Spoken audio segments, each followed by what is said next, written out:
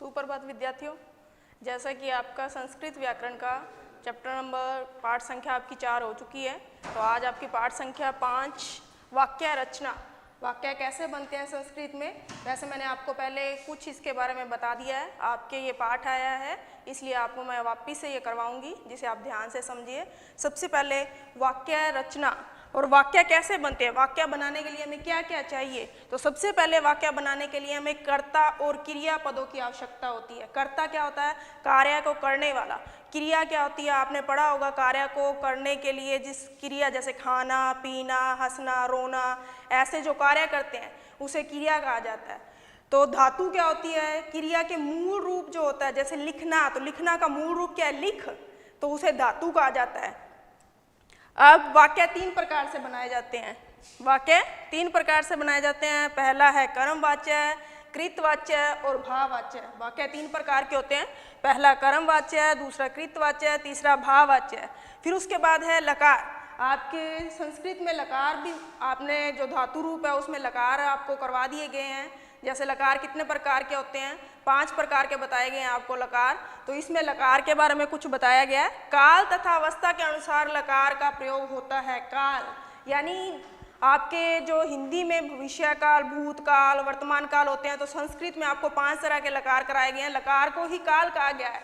तो काल समय यानी अवस्था, कैसी अवस्था है, और काल कैसा समय, भविष्य काल है, भूतकाल है, वर्तमान काल है, उसके अनुसार आपके लकार का प्रयोग होता है। उसके बाद पुरुष 3 प्रकार के होते हैं। पुरुष 3 प्रकार के होते हैं। हिंदी में भी 3 प्रकार के होते हैं और संस्कृत में भी 3 प्रकार के होते हैं। क्रिया में कर्ता के अनुसार ही पुरुष का प्रयोग होता है। कर्ता यानी कार्य को करने वाला। क्रिया में कर्ता के अनुसार पुरुष का प्रयोग होता है, यानी कार्य को करने वाला। उसमें से सबसे पहले आता है अन्य पुरुष। सबसे पहले कौन सा आता है? अन्य पुरुष। अन्य पुरुष में क्या है?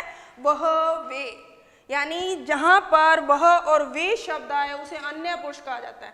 यानी 2 लोगों के बीच में यदि बातचीत होती है, जैसे मैं आपसे बात कर रही हूँ, तो मैं क्या हूँ और आप क्या हैं? आप सुनने वाले हैं और मैं क्या हूँ? बोलने वाली हूँ। वक्ता हूँ, वक्ता यानी मैं बोलने वाली हूँ। श्रोता यानी सुनने वाली हूँ। और जिसके बारे में हम बात कर रहे हैं वो क्या है? अन्य पुरुष है। जिसके बारे में हम बात करते हैं वो अन्य पुरुष है। इस तरह से कितने तरह के पुरुष हो गए? 3 तरह के। अन्य पुरुष, वह, वे के लिए कौन सा पुरुष आएगा? आपके प्रथम पुरुष।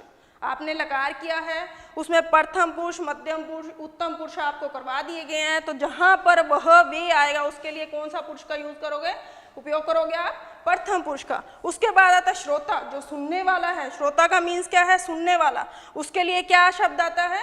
तुम। और तुम शब्द किस में आता है? मध्यम पुरुष यानी दूसरी लाइन में आता है। उसके बाद आता है वक्ता यानी बोलने वाला। वक्ता के लिए कौन सा शब्द यूज होता है? मैं, हम। इसके लिए कौन सा पुरुष यूज करोगे? उत्तम पुरुष।